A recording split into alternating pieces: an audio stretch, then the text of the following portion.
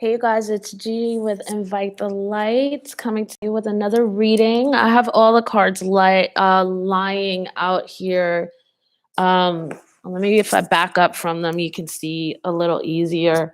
But yeah, I was like in the middle of this whole reading or whatever, and then I realized actually that I was like, shit, I don't have the little headset on, so it's no good, whatever for whatever reason, this laptop, does not record properly. So anyway, it was like, I don't know, 10 minutes in or whatever, and I gotta start all over again. So here it is.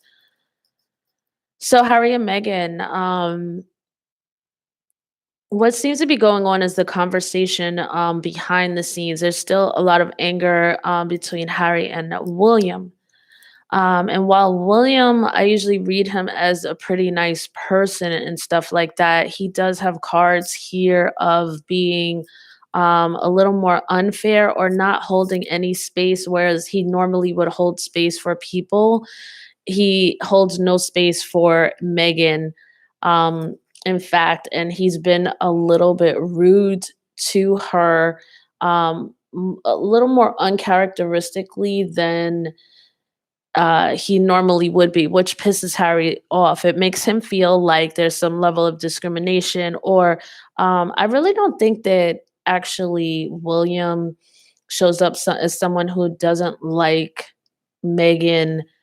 What Okay, so let me just put it like this. What I see as far as discrimination is concerned is that just the fact that Meghan is really a powerhouse the way she shows up, as you can see. She it must be amazing to be with it, and she really is the person who has shaken up a lot of things, like her father did kind of say that, and actually it is kind of true that she kind of shakes things up, but she shakes things up in as far as progressiveness in the royal family.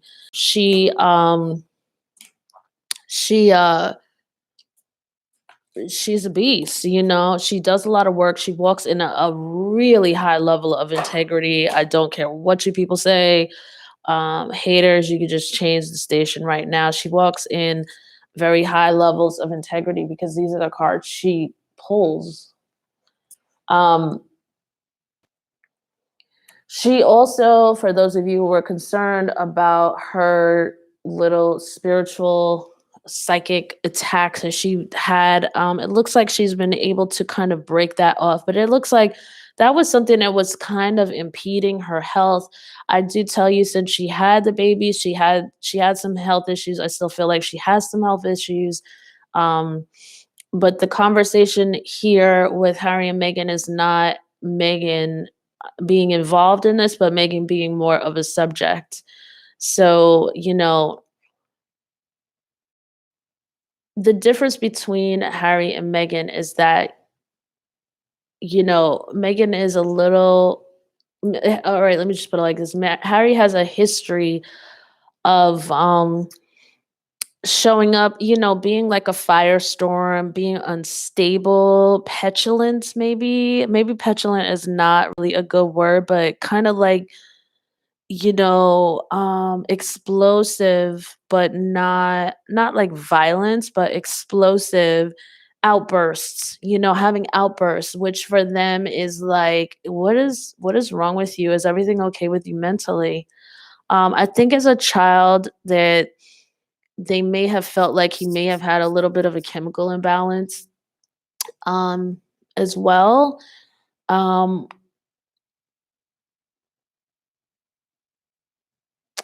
I don't know. I don't wanna dig too much into that, but I think, he's fine. He's fine, like, he doesn't have any mental issues, but I could see at some point, like, in his childhood, they thought, like, is something a little bit, like, off as far as him emotionally? But he kinda still, the reason why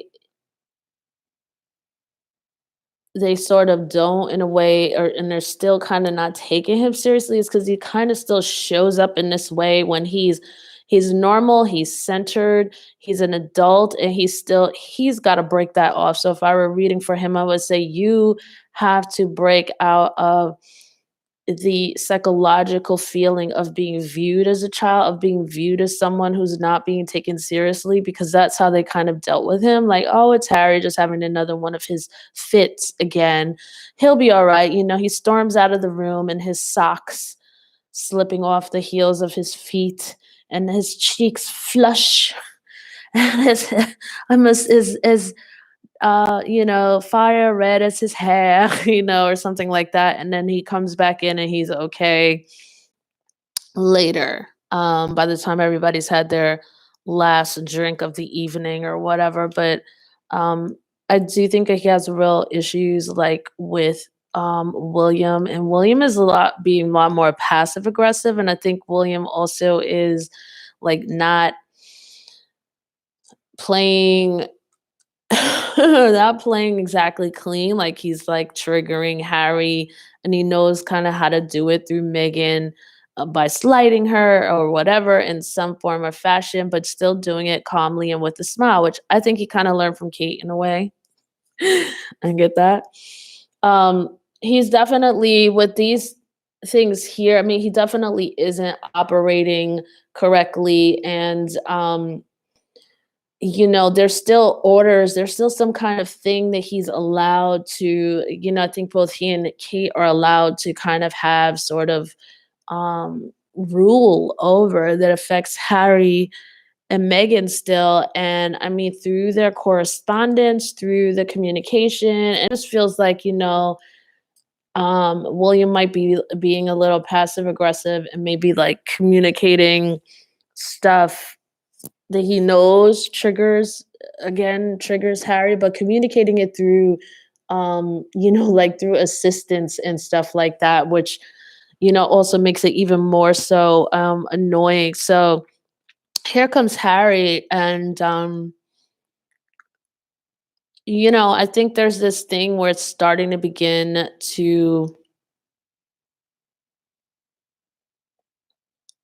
um get to him where he's like, listen, I don't really need to be engaging in this and conducting myself like that, because feel like he sees two versions of himself, the true version, and then this person who's kind of, I want to say, beneath him.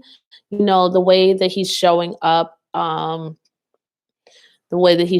there as a Knight of Swords is really, out of his power, much more forceful, even a little emotionally disheveled, and he knows that he knows how to communicate and how to comport himself in the right way. So there is this transformation that's going on with him.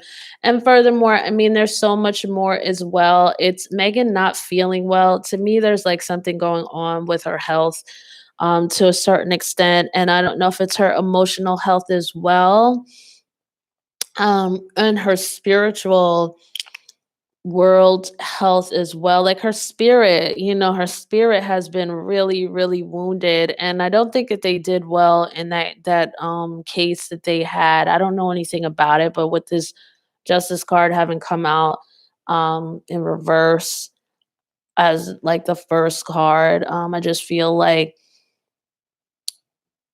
they might not have won the case that they had, and it's like Harry wants to appeal. I'll have to look into that and see what's what, but there's something, maybe they also had a major loss within the case. It's not over, but they may have had like a major loss of something, of a battle within it. And so yeah, that may be what's going on.